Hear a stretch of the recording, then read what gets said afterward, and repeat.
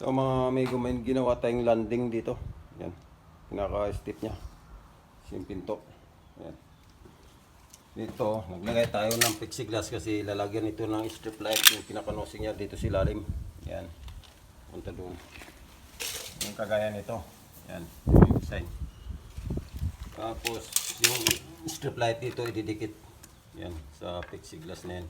Tapos naglagay na tayo ng tubo para abang.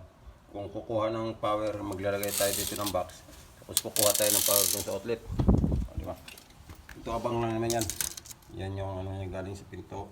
Tsaka pinsit. Tapos galing dito sa finish floor.